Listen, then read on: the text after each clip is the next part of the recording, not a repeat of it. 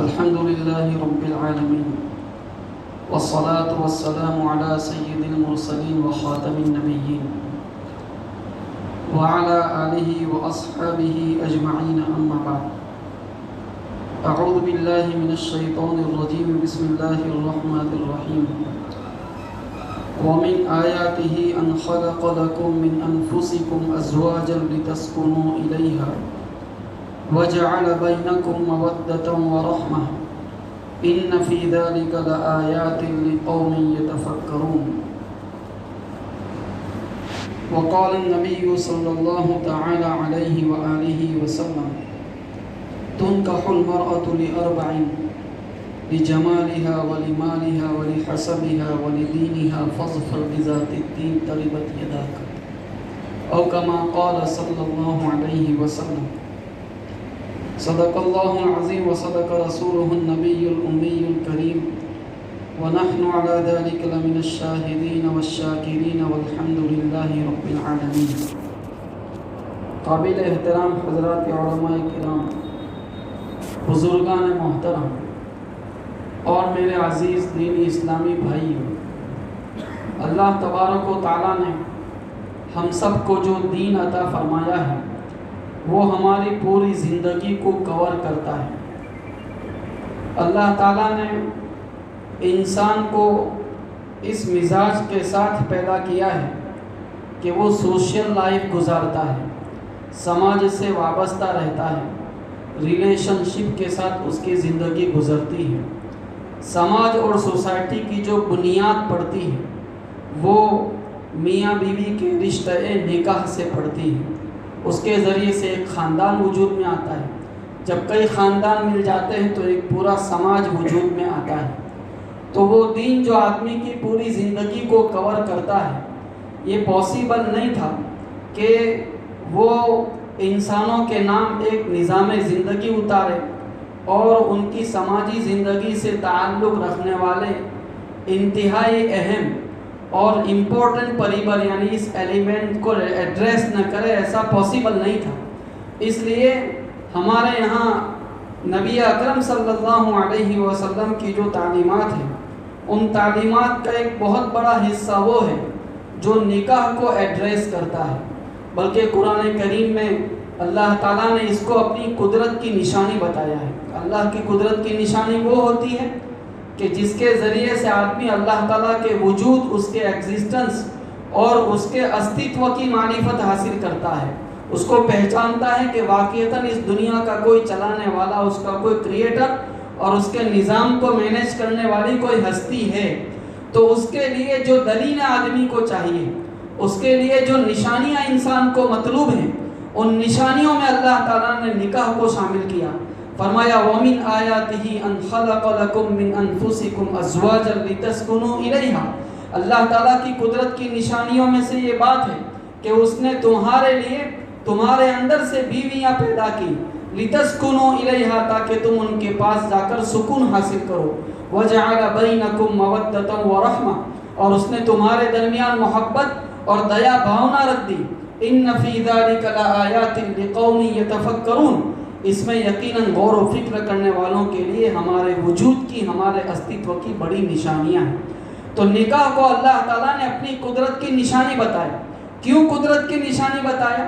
اس لیے بتایا کہ نکاح سے پہلے ایک اجنبی مرد اور عورت ایک دوسرے کے ساتھ ریلیٹڈ نہیں تھے. دونوں ایک دوسرے کے سکھ دکھ سے ناواقف تھے اور ایک دوسرے پر واقع ہونے والے، طاری ہونے والے حالات سے بے خبر تھے. لیکن ایک لفظ، دو بول ہوتے ہیں جو نکاح میں شوہر کو بلوا دیے جاتے ہیں، نکحتھا و قبلتھا، اور اس کے ذریعے سے یہ دونوں میاں بیوی ایک ایسے رشتے میں بندھ جاتے ہیں کہ ایک کی خوشی دوسرے کی خوشی بن جاتی ہے، ایک کے غم دوسرے کے غم بن جاتے ہیں. شوہر کے پاؤں میں اگر کانٹا چبھتا ہے وہ بیوی کے دل میں چبھتا ہے، اور اگر بیوی کے سر میں درد ہونے لگتا ہے اس کی ٹیس اور اس کی کسک شوہر اپنے دل میں محسوس کرتا ہے.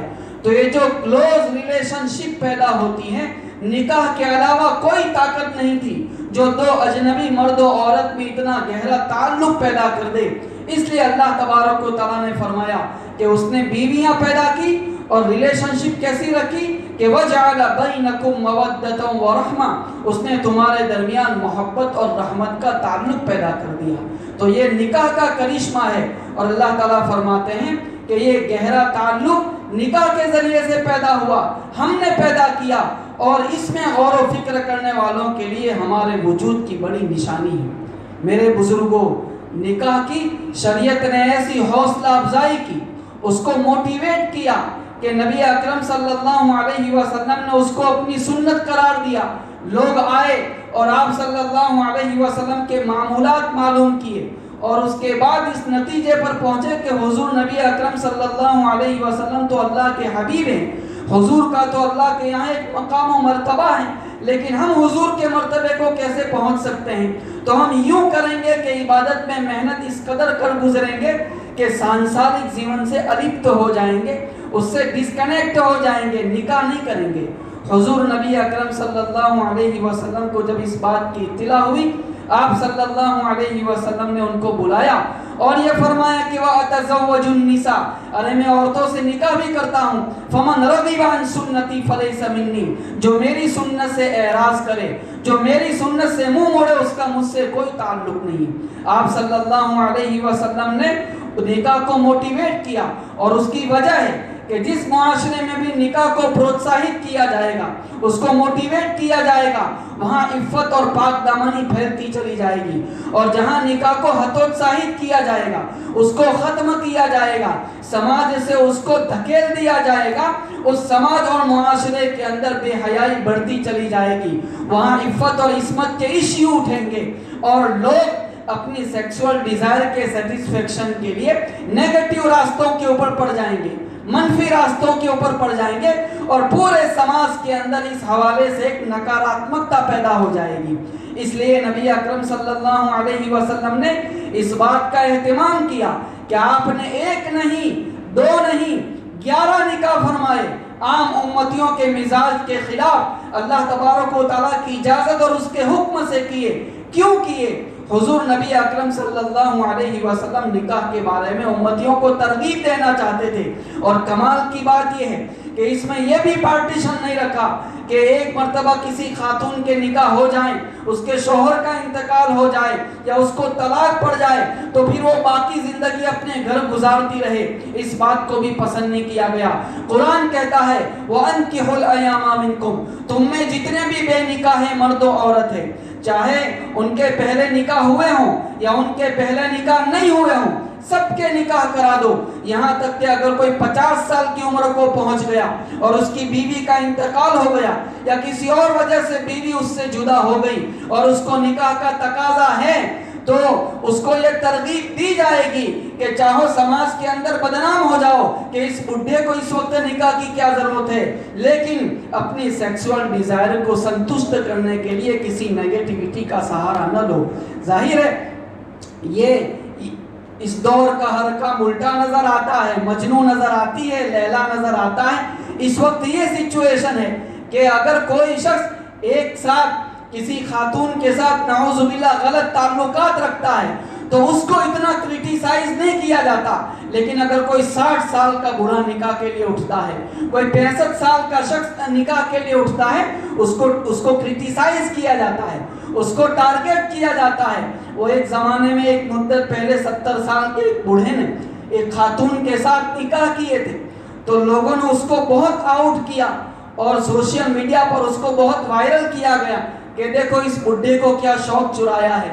ہم نے عرض وہ آدمی یوکے سے تعلق رکھنے والا تھا، ہم نے کہا کہ ہمارا تو جی چاہتا ہے کہ اس بڈھے کی پیشانی کو جا کر بوسہ دیں کہ وہ ایسے ملک میں رہتا ہے جس ملک میں بے حیائی اتنی عام ہے کہ وہ ہر رات کسی نئی عورت کے ساتھ لطف اٹھانا چاہے تو اٹھا سکتا ہے، وہاں زنا بالکل عام ہے، ویابچار بالکل عام ہے، لیکن اس بوڑھے نے لوگوں کے درمیان بدنام ہو جانا تو گوارا کیا، لیکن اس بات کو برداشت نہیں کیا کہ میں ناجائز طریقے سے اپنی ضرورت پوری کروں، میں زنا کا ارتکاب کروں، اس بات کو اس بوڑھے نے پسند نہیں کیا۔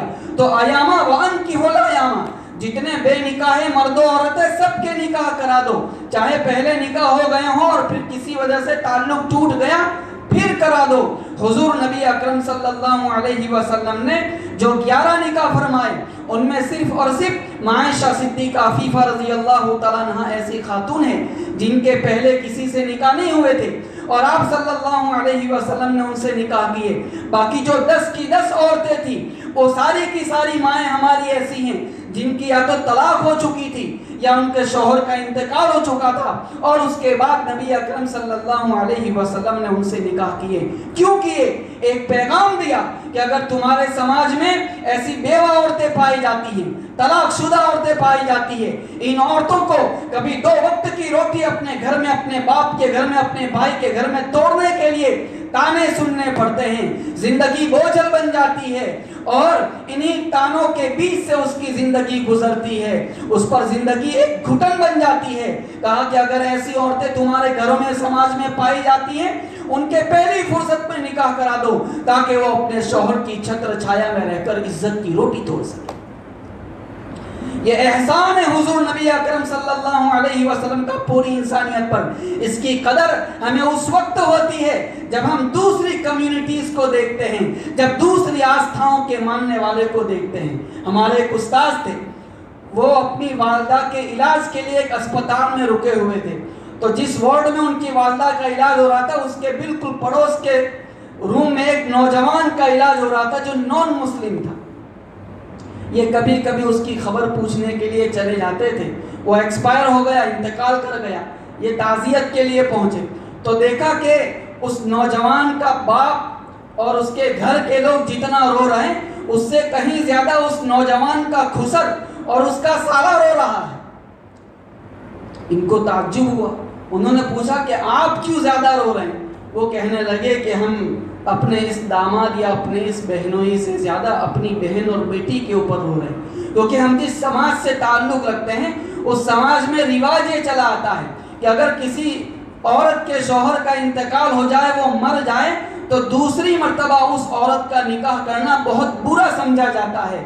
تو سماج کے اس دباؤ اور غلط رواج کی وجہ سے ہم اپنی بہن بیٹی کا دوسرا نکاح نہیں کرا سکیں گے اور ہماری بیٹی اور بہن کو پوری زندگی تنہائی کی زندگی گزارنے پر مجبور ہونا پڑے گا. میرے بزرگوں, نبی اکرم صلی اللہ علیہ وسلم پر ہماری سوچ جانے قربان ہو جائے کہ آپ صلی اللہ علیہ وسلم نے کتنا خوبصورت نکاح کا سٹرکچر عطا فرمایا, جس کے اور اس سے آگے بڑھ کر آپ کی خدمت میں عرض کروں تو اس میں اس چیز کو بھی حائل نہیں ہونے دیا کہ کسی مالدار کے ساتھ آدمی کہتا ہے کہ مال آ جائے تو پھر نکاح کروں, پیروں پر کھڑا ہو جاؤں تو پھر نکاح کروں. اور قرآن بالکل دوسرا کنسپٹ بیان کرتا ہے. وہ کہتا ہے وَأَنكِحُوا الْأَيَامَ مِنكُمْ وَالصَّالِحِينَ مِنْ عِبَادِكُمْ وَإِمَائِكُمْ إِنْ يَكُونُوا فُقَرَاءَ يُغْنِهِمُ اللَّهُ مِنْ فَضْلِهِ کہ جو بے نکاح ہیں ان سب کے نکاح کرا دو, اگر وہ فقیر ہیں, قلاش ہیں, اللہ تعالیٰ اپنے فضل و کرم سے ان کو مالدار کر دے گا. بندہ کہتا ہے پیروں پہ کھڑا ہو جاؤں تو نکاح کروں, اللہ تعالیٰ فرماتے ہیں میرے بندے نکاح کر لے, میں تجھے پیروں کے اوپر کھڑا کر دوں گا. فیصلہ ہمیں کرنا ہے, ہمیں اپنی عقل پر بھروسہ ہے یا قرآن کے وعدے کے اوپر بھروسہ ہے. اسی کے نتیجے میں نوجوانوں کی عمر بڑھتی چلی جاتی ہے. 25 سال ہو گئے, 28 سال ہو گئے, 30 سال ہو گئے, کہنے ابھی ہم ویل سیٹ نہیں ہوئے اس لیے آدمی نکاح نہیں کر رہا ہے. ذرا غور کریں کہ جو بندہ 30 سال کی عمر میں نکاح کرے گا اس کے یہاں سب سے پہلی اولاد اگر لڑکا بھی آ گئی پھر بھی یہ لڑکا 25 سال کی عمر میں کمانا شروع کرے گا. یعنی یہ بندہ جب 55 سال کی عمر کو پہنچے گا تب جا کر اس کا بیٹا کمانا شروع کرے گا. اب 55 سال کی عمر تک اس کو سٹرگل کرنا ہے. کوئی اگر اور تاخیر سے کرے یا نرینہ اولاد بعد میں آئے تو اس سے تو 65-70 سال تک کمانا پڑے گا, محنت کرنی پڑے گی, اور وہ شہر نگاہوں کے سامنے تصویر بن کے آ جائے گا کہ مجھے تھکنے نہیں دیتا یہ ضرورت کا پہاڑ, میرے بچے مجھے بوڑھا نہیں ہونے دیتے. یہ کیوں ہوتا ہے؟ زندگی آدمی پہلے سے ویل مینج نہیں کرتا, درست موقع کے اوپر بر وقت فیصلے نہیں کرتا, جس کے نتیجے میں پچھلی زندگی میں پچھتاتا رہتا ہے. تو قرآن کہتا ہے کہ نکاح کرو, ہم تمہیں پیروں کے اوپر کھڑا کر دیں گے. اب اگلی بات یہ ہے میرے بزرگوں کہ جب بندہ نکاح کرنے کی طرف بڑھتا ہے تو اب سوال یہ پیدا ہوتا ہے کہ لڑکی کے ساتھ نکاح کے لیے کس چیز کو معیار بنایا جائے اور لڑکے کے بات میں کس چیز کو بیز اور کسوٹی بنایا جائے. غور کرنے کا مقام ہے کہ حضور نبی اکرم صلی اللہ علیہ وسلم نے کیا فرمایا۔ آپ نے فرمایا کہ عورت کے ساتھ نکاح 4 بنیادوں میں سے کسی ایک بنیاد پر کیے جاتے ہیں، خوبصورتی کی وجہ سے، دینداری کی وجہ سے، بڑے خاندان سے تعلق رکھنے کی وجہ سے، اور اسی طریقے سے مالداری کی وجہ سے۔ اس کے بعد آپ نے فرمایا فَاظْفَرْ بِذَاتِ الدِّينِ، دیندار خاتون کو پا کر کامیاب ہو جا۔ حضور نبی اکرم صلی اللہ علیہ وسلم نے فرمایا اوتیت جوامع الکلم، مجھے جوامع الکلم عطا کیے گئے۔ جوامع الکلم کس کو کہتے ہیں؟ ایسی بات کو کہتے ہیں جس میں سینٹنس بہت شارٹ ہوتا ہے لیکن اس میں اتنی میننگ فلنیس ہوتی ہے کہ اس چھوٹے سے سینٹنس کے اندر بڑے بڑے مسئلے حل ہو جاتے ہیں۔ یہ اس نوعیت کا جملہ ہے اور یہ عورتوں کے اوپر آپ صلی اللہ علیہ وسلم کا وہ احسان ہے جس کے بوجھ تلے سے عورتوں کی گردنیں کبھی اٹھ نہیں سکے گی۔ کیا احسان ہے؟ دیکھیں نبی اکرم صلی اللہ علیہ وسلم نے 4 چیزوں کا ذکر کیا کہ مالداری، خوبصورتی، بڑے خاندان سے تعلق رکھنا اور دینداری۔ آپ نے فرمایا کہ بیس کس کو بناؤ، کسوٹی کس کو بناؤ؟ فَاظْفَرْ بِذَاتِ الدِّينِ۔ کیوں یہ کیا؟ اس لیے فرمایا کہ خوبصورت پیدا ہونا یہ آپشنل نہیں ہے، یہ ویکلپک نہیں ہے۔ اللہ تعالیٰ کسی مصلحت سے کبھی کسی کو خوبصورتی عطا فرماتا ہے اور اپنی کسی حکمت مصلحت سے کسی خاتون کو خوبصورتی کا وہ درجہ نہیں دیتا۔ تو خوبصورت پیدا ہونا یہ عورت کے اپنے بس میں نہیں ہے۔ نمبر 2، بڑے خاندان میں پیدا ہو جانا یہ بھی عورت کے لیے آپشنل نہیں ہے، اس کے اپنے بس کی بات نہیں ہے، وہ گاڈ گفٹڈ چیز ہے۔ اور تیسری چیز، مالدار گھرانے میں پیدا ہونا یہ بھی عورت کے اپنے بس کی بات نہیں ہے کہ وہ غریب گھرانے میں آنکھیں کھولے یا مالدار گھرانے کے اندر پرورش پائے، یہ عورت کے بس کی چیز نہیں ہے۔ تو آپ صلی اللہ علیہ وسلم نے ایک ایسی چیز کو نکاح کے لیے معیار بنایا جو آپشنل ہے، جس کو ہر عورت اون کر سکتی ہے، جس میدان میں ہر خاتون آگے بڑھ سکتی ہے، اور وہ کیا ہے؟ فَاظْفَرْ بِذَاتِ الدِّينِ، دیندار کو پا کر کامیاب ہو جا۔ کہا دیکھو یہ وہ میدان ہے جس میدان میں ہر عورت آگے بڑھ کر اپنا نصیبہ کھول سکتی ہے، کسی مناسب مرد کی پہلی پسند بن سکتی ہے۔ اور نبی اکرم صلی اللہ علیہ وسلم کے اس ارشاد کی وجہ سے اگر یہ سرو ویاپی ہو جائے، سب لوگ اس پر عمل کرنے لگے اور معیار اور کسوٹی اسی کو بنا لے، تو آج شادیوں کے اندر ہماری بہن بیٹیاں جو سج دھج کر جاتی ہیں اور اس خیال سے جاتی ہیں کہ اگر سج دھج کر جائیں گی تو ہم کسی کی پہلی پسند بنے گی، وہی عورتیں اگر سماج کے پیمانے تبدیل ہو جائیں تو اپنے آپ کو باپردہ بنا کر شادی میں لے جائیں گی، بغیر ضرورت کے بے پردہ بغیر ضرورت کے گھر سے نکلنا پسند نہیں کرے گی، دینداری میں اپنے آپ کو آگے بڑھانے کی کوشش کرے گی، تو دینداری کی لہر خود بخود اس پیمانے کو قبول کرنے کی وجہ سے سماج میں پیدا ہوتی چلی جائے گی۔ تو سینٹنس بہت چھوٹا ہے لیکن اس سینٹنس کے ذریعے سے نبی اکرم صلی اللہ علیہ وسلم نے عورتوں پر احسان کیا کہ اگر حضور یہ کہتے کہ مالدار عورت کے ساتھ نکاح کرو جو غریب گھرانے میں پیدا ہوتی وہ رشتے کا زندگی پر انتظار کرتی رہتی، حضور کہتے کہ خوبصورت عورت کو معیار بناؤ تو وہ خاتون جسے اللہ نے کسی مصلحت سے خوبصورتی نہیں دی وہ بیچاری رشتے کے لیے زندگی پر تڑپتی رہتی، اور وہ برادریاں اللہ تعالیٰ کے یہاں تو کوئی اونچ نیچ نہیں ہے لیکن لوگوں کی نگاہوں میں جن برادریوں کو پست برادری خیال تصور کیا جاتا ہے، اس گھرانے میں اگر کوئی بیٹی پیدا ہو جاتی اور حضور نے معیار خاندان اور حسب نسب کو بنایا ہوتا تو اس صورت میں کسی مرد کے ہاتھ کے لیے وہ عورت ہمیشہ کے لیے ترستی رہتی۔ تو کیا احسان ہے حضور نبی اکرم صلی اللہ علیہ وسلم کا عورتوں پر کہ آپ نے ایسی چیز کو معیار بنایا جو آپشنل ہے، جو ویکلپک ہے، جس میں ہر خاتون آگے بڑھ سکتی ہے۔ اب مرد کے اندر کس چیز کو دیکھنا ہے؟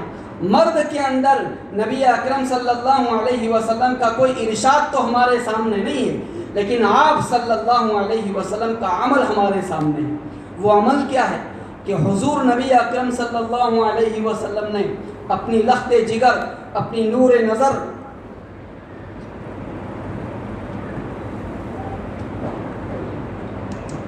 حضرت فاطمہ رضی اللہ تعالیٰ عنہ کا جو نکاح فرمایا وہ کس کے ساتھ فرمایا؟ اپنی وہ بیٹی جو جنت کی خاتونوں کی سردار ہے، نبی اکرم صلی اللہ علیہ وسلم نے اسے حضرت علی رضی اللہ تعالیٰ عنہ کے نکاح میں دیا۔ حضرت علی کون تھے؟ حضرت علی تو خود نبی اکرم صلی اللہ علیہ وسلم کے ساتھ رہتے تھے اور بیچارے قلاش آدمی تھے، ان کے پاس زیادہ مال نہیں تھا، اس کے باوجود جنت کی خاتونوں کی سردار اس علی کے نکاح میں دی جا رہی ہے۔ کس بنیاد پر دی جا رہی ہے؟ کیریکٹر کی بنیاد پر دی جا رہی ہے، دینداری کی بنیاد پر دی جا رہی ہے، حسن اخلاق کی بنیاد پر دی جا رہی ہے۔ حسن بصری رحمۃ اللہ علیہ کے پاس ایک صاحب آئے اور کہا کہ حضرت میں اپنے بیٹی کا نکاح کرانا چاہتا ہوں، کس کے ساتھ شادی کراؤں؟ حضرت نے کہا کہ تم اپنی بیٹی کے نکاح متقی اور پرہیزگار نوجوان سے کراؤ۔ کیوں؟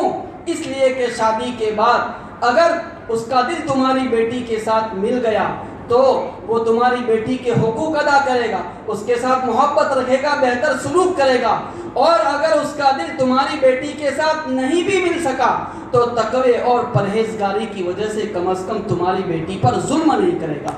میں نے مال دیکھ کر، بڑا کاروبار دیکھ کر، بڑا خاندان دیکھ کر اپنی پھول سی بیٹی کسی کے حوالے کر دی، اب وہ اپنے مال کے غرور کے اندر ہے، وہ اپنے عالی خاندان کے غرور میں زندگی گزارتا ہے، اس کی تربیت نہیں ہوئی، دینداری کے سانچے میں وہ ڈھلا ہوا بندہ نہیں ہے۔ اب کیا ہوگا؟ وہ رات رات پر باہر رہتا ہے، میری بیٹی کے حقوق ادا نہیں کرتا، وہ ایکسٹرا افیئر رکھتا ہے، تو اس کے مال نے میری بیٹی کو کیا فائدہ پہنچایا؟ اس کے کاروبار نے میری بیٹی کو کیا فائدہ پہنچایا؟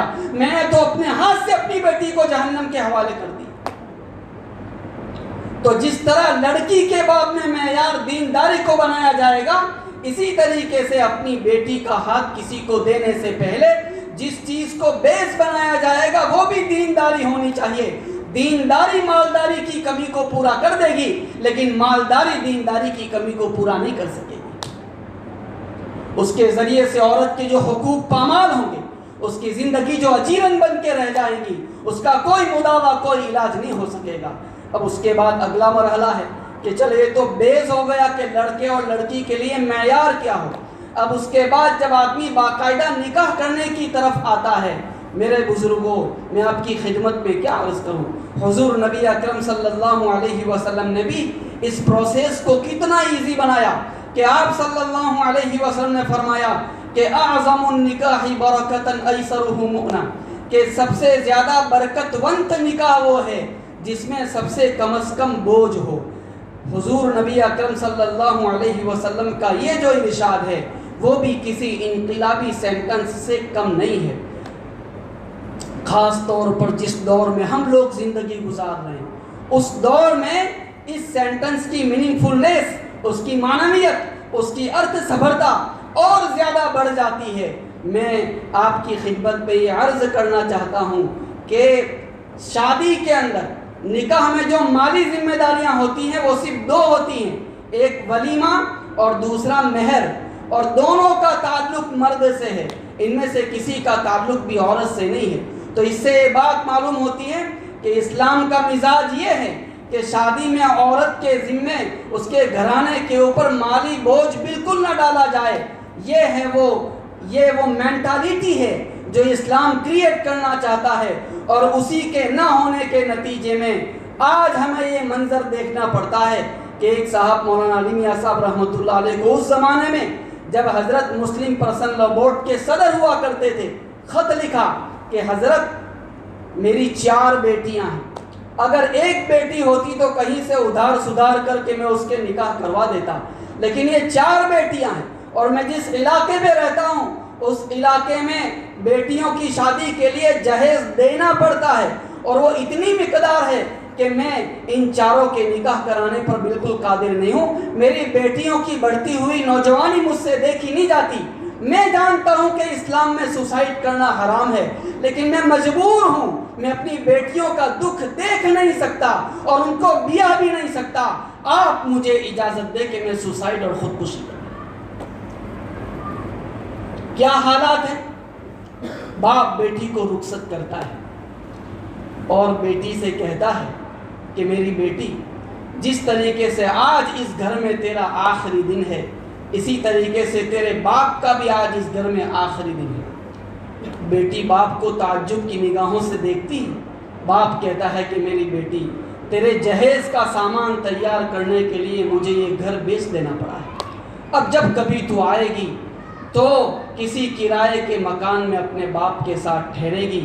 آج تیرے ساتھ ساتھ تیرا باپ بھی ہمیشہ کے لیے اس گھر سے رخصت ہو کے جا رہا ہے۔ نقشوں کو تم نہ جانچو، لوگوں سے مل کے دیکھو، کیا چیز جی رہی ہے، کیا چیز مر رہی ہے۔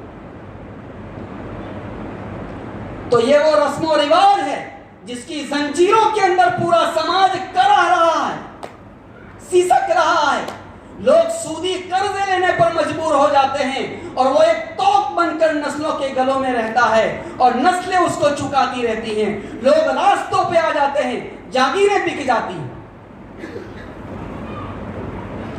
اگر کوئی غریب اپنے بیٹے بیٹی کی شادی سادگی کے ساتھ کرے وہ کمال نہیں ہے، لیکن یہ ذمہ داری تو کسی مالدار کی بنتی ہے کہ وہ یہ کہے کہ میں اپنی اولاد کی شادی میں لاکھوں روپے پانی کی طرح بہا سکتا ہوں، لیکن میں پہل کرتا ہوں کہ اپنے بیٹے یا بیٹی کی شادی انتہائی سادگی کے ساتھ کروں گا اور لڑکی والوں سے 1 روپیہ نہیں لوں گا۔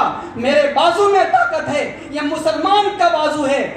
ہمارے سمدھی کے پاس سے آنے والے 5 لاکھ روپیوں کے مقابلے میں جو بھیک کے طور پر بادل ناخواستہ اور کبیدہ خاطری کے ساتھ مجھے دیے جائیں گے، اس کے مقابلے میں مسلمان کا یہ بازو 10 لاکھ روپے محنت سے کما لے گا۔ اس عظمت کے ساتھ کوئی میدان میں آئے، سادگی کے ساتھ نکاح کرے، ایک کو دیکھ کر دوسرے کو ہمت ہوگی، دوسرے کو دیکھ کر تیسرے کو ہمت ہوگی، یوں چراغ سے چراغ جلتا چلا جائے گا اور کئی سالوں کی محنت کے بعد ہم اس پورے سماج کو اس برائی سے باہر لے جا سکیں گے جس میں آج پورا سماج کرا رہا ہے، جس کی آگ میں یہ پوری کمیونٹی جل رہی ہے۔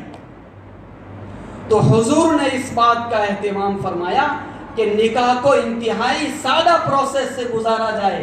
اسی لیے ہم دیکھتے ہیں کہ شادیاں کہاں کہاں ہوئی، ان میدانوں میں شادیاں ہوئی ہیں جہاں آدمی سر دھڑ کی بازی لگانے کے لیے جاتا ہے۔ اب یہ تو وہ میدان ہوتے ہیں جہاں جان کی گارنٹی نہیں ہوتی، لیکن سفر جہاد کے اندر بھی شادی اور نکاح کے مواقع پیش آئے ہیں۔ حضور نبی اکرم صلی اللہ علیہ وسلم کا ولیمہ ہو رہا اور جس کے پاس توشے میں جو کچھ ہے وہ لا رہا ہے، دسترخوان پر رکھ دیا جاتا ہے، جس میں کھجور ہے، ستو ہے، اور یہ سید المرسلین صلی اللہ علیہ وسلم کا ولیمہ اس کے ذریعے سے انجام پاتا ہے۔ میرے بھائیوں، اس سے آگے بڑھ کر اب جو اگلی بات ہے وہ یہ ہے کہ جب نکاح بھی ہو گیا تو اب نکاح کے بعد شریعت یہ چاہتی ہے کہ نکاح سے پہلے تو میاں بیوی دونوں ایک دوسرے سے ٹوٹلی ڈسکنیکٹ رہیں۔ رشتہ ہو بھی جائے تو رشتہ ہو جانے سے اس لڑکی کے لیے لڑکے کے ساتھ بات کرنا، اس سے گفتگو کرنا اور آپس میں ملاقات کرنا جائز نہیں ہو جاتا۔ وہ شریعت یہ چاہتی ہے کہ یہ ایک طرح کا سسپینس دونوں کے درمیان برقرار رہے، دونوں کے درمیان گفتگو نہ ہو۔ یہ بھی نادانیاں ہوتی ہیں کہ شادی سے پہلے گفتگو عام ہو جاتی ہے اور دونوں ایک دوسرے پر اعتماد کر کے دونوں کے ایسے ایسے راز اور خاندانوں کے راز ایک دوسرے کے سامنے اگل دیتے ہیں، اور پھر کل کوئی قضیہ اٹھتا ہے تو اس کے نتیجے میں اگر رشتہ ٹوٹ جائے تو دونوں پچھتاتے ہیں کہ ہم نے تو سارا کچا چٹھا ایک دوسرے کے سامنے کھول کر رکھ دیا، اب نہ اس کے نکاح ہو رہے نہ اس کے نکاح ہو رہے۔ تو شادی سے پہلے تو ڈسکنیکٹ رہے، لیکن جب نکاح ہو گیا تو شریعت یہ کہتی ہے کہ دیکھو یہ نکاح کوئی بچوں کا کھیل نہیں ہے کہ بچہ کسی کھلونے سے جب تک اس کا جی بہلتا رہے کھیلتا رہے، اور جب اس کا جی بھر جائے تو اس کھلونے کو توڑ کر چلا جائے، اس گھروندے کو توڑ دے۔ یہ نکاح بازی چاہے اطفال نہیں ہے، بلکہ جب تم اس رشتے نکاح کے ذریعے سے جڑ گئے اور اللہ تعالیٰ کے نام کی شہادت کے ساتھ اس ریلیشن میں بندھ گئے تو اب اس کو نبھانا ہے اور زندگی بھر نبھانا ہے، اور اس کو نبھانے کے لیے دونوں طرف سے حقوق اور ذمہ داریاں متعین کی گئی۔ عورت کے جو حقوق ہے وہ مرد کی رسپانسبلٹیز ہے، اور مرد کے جو ادھیکار ہیں وہ عورت کی ذمہ داریاں ہیں۔ لڑکے والوں سے کہا کہ دیکھو یہ جو لڑکی ہے اس نے تمہارے خاطر کتنی بڑی قربانی دی ہے کہ جس در و دیوار کے بیچ اس کی زندگی کے 20 سال گزرے ہیں، تمہاری صرف ایک ریکویسٹ کے اوپر اس در و دیوار کو چھوڑ کے آ گئی ہے۔ اس نے اپنے ماں باپ کو چھوڑا، اپنے بھائی بہنوں کو چھوڑا، رشتہ داروں کو چھوڑا، وہ اپنے پاس تک کے اوپر لات مار کے آ گئی اور تمہاری دہلیز پر اس نے اپنی اگلی زندگی کو رکھ دیا۔ اس لیے اس گھر کے اندر لڑکی کو ایسا سوٹیبل ایٹماسفیئر ملنا چاہیے، ایسا سلبھ واتاورن ملنا چاہیے جس کے نتیجے میں اس لڑکی کا دل اس گھر میں لگ جائے۔ مردوں کو کہا کہ اس کو وقت دو، اس کو ٹائم دو۔ اب تمہیں اپنے چونچلے چھوڑنے پڑیں گے کہ میں دوستوں کے ساتھ رات کو 2 بجے تک بیٹھتا رہتا ہوں اور گھومتا رہتا ہوں اور گھر میری بیوی انتظار کر کر کے سو جاتی ہے۔ یہ نظام تبدیل کرنا ہوگا، اسے ٹائم دینا ہوگا اور اس سے آگے بڑھ کر اس کے ساتھ حسن اخلاق سے پیش آنا۔ وقت بڑی تیزی کے ساتھ گزرتا چلا جا رہا ہے، بلکہ گزر چکا ہے۔ اللہ تعالیٰ نے موقع دیا تو انشاءاللہ کبھی اس پر تفصیل سے گفتگو کی جائے گی۔ بس ایک بات عرض کر کے گفتگو ختم کرتا ہوں کہ مرد کے ساتھ عورت کے تعلقات کی نوعیت کیا ہوتی ہے۔ ہمارے پڑوسی ملک کے ایک بہت بڑے بزرگ گزرے، حضرت تھانوی رحمۃ اللہ علیہ کے خلیفہ تھے، تو ان کی بیوی یہ کہتی، ڈاکٹر عبدالحی صاحب، کہ ڈاکٹر صاحب نے میرے ساتھ فیملی لائف کے 50 سال سے زیادہ عرصہ گزارا، 50 سال کے اندر کبھی انہوں نے کبھی مجھ پر لہجہ بدل کر بات نہیں کی، 50 سال کے اندر انہوں نے مجھ پر کبھی غصہ نہیں کیا۔ اب آپ اندازہ لگائیں کہ کوئی بزرگ آپ کو ایسے مل جائیں جو پانی پر چل لیتے ہوں، ہوا میں اڑ لیتے ہوں، مصلی بچھا کر پانی پر نماز پڑھ لیتے ہوں، قسم کھائی جا سکتی ہے کہ ایسی 1000 کرامتوں کے اوپر یہ ایک کرامت بھاری ہے کہ ایک آدمی اپنی بیوی کے ساتھ 50 سال زندگی گزارے اور 50 سال کے اندر ایک مرتبہ بھی اس پر غصہ نہ کرے۔ تو سوچیں کہ یہ حضور صلی اللہ علیہ وسلم کی امت میں 13ویں صدی میں پیدا ہونے والے امتی کا حال ہے، تو وہ دریا کیا ہوگا جس کا یہ قطرہ ہے۔ آپ صلی اللہ علیہ وسلم کا سلوک اپنی خواتین کے ساتھ، ازواج مطہرات کے ساتھ کیسا ہو؟ لیکن ذمہ داری دوسری طرف عورتوں کی بھی بنتی ہے، جس پر تفصیلی گفتگو انشاءاللہ کسی موقع پر کی جائے گی۔ وآخر دعوانا